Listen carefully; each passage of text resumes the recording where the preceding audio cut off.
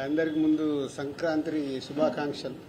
మళ్ళీ మీడియా ద్వారా పండగ తర్వాతే కలుస్తామేమో. సో మీడియా వారికి అలాగే తెలుగు ప్రేక్షకులు సినిమా లవర్స్కి అందరికీ సంక్రాంతి శుభాకాంక్షలు.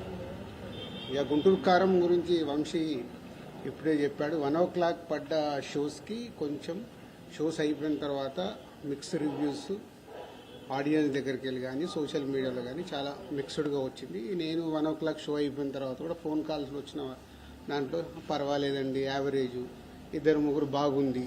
సో బట్ నాకు పర్సనల్గా సినిమా చూసినప్పుడు నేను ఏదైతే ఫీల్ అయ్యానో మళ్ళీ దాన్ని నేను క్రాస్ చెక్ చేసుకోవడానికి నిన్న సుదర్శన్ థియేటర్లో నిన్న మళ్ళీ సినిమా సెకండ్ టైం కూడా చూడడం జరిగింది. సో ఇది proper Mahesh Babu characterisation base చేసుకుని చేసిన సినిమా. Is a family emotions, mother and son emotions మీద ఉండే సినిమా.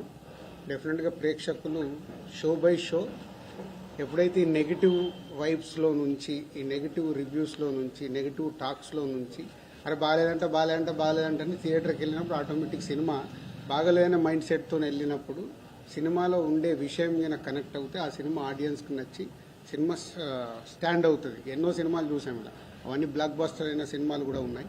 సో గుంటూరు కారం కూడా మంచి ఫ్యామిలీ ఎంటర్టైనర్. ఈ సంక్రాంతికి ఫ్యామిలీస్ అందరూ కూర్చొని హ్యాపీగా సరదాగా ఎంజాయ్ చేసే సినిమా. సో నేను సుదర్శన్లో చూసినప్పుడు కూడా అదే ఫీల్ అయ్యాను. సినిమా త్రూఅవుట్గా ఎంజాయ్ చేస్తున్నారు. త్రివిక్రమ్ డైలాగ్స్ కానీ, మహేష్ బాబు గారి క్యారెక్టర్ కానీ, సో ఎండుకు లాస్ట్ మాస్ సాంగ్ దగ్గర నుంచి క్లైమాక్స్ వరకు ఎమోషన్స్ కానీ, ఆ మాస్ సాంగ్కి వచ్చే రెస్పాన్స్ కానీ అన్ని చూస్తే ఇది పాజిటివ్ ఫిలిం. డెఫినెట్గా ప్రేక్షకులు ఈ పండగకి ఎంజాయ్ చేసే సినిమా. ఫ్యామిలీ ఆడియన్స్ అందరూ చూస్తారు, ఎంజాయ్ చేస్తారు.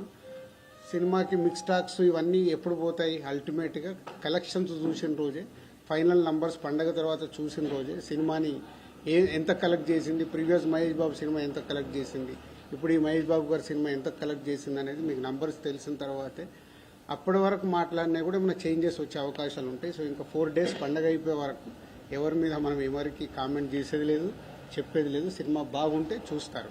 బాగుండే సినిమా ఏ సినిమా అన్నా కానీ ఎవ్వడు ఆపడు, అది చరిత్ర.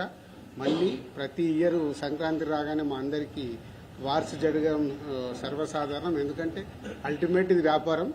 ఇక్కడ ఎవరు శత్రువులు కాదు, మిత్రులు కాదు. ఆ సంక్రాంతికి వచ్చినప్పుడు ఇక్కడ బిజినెస్ ఛాలెంజెస్ ఉంటాయి కాబట్టి వ్యాపార పరంగానే చేస్తాము.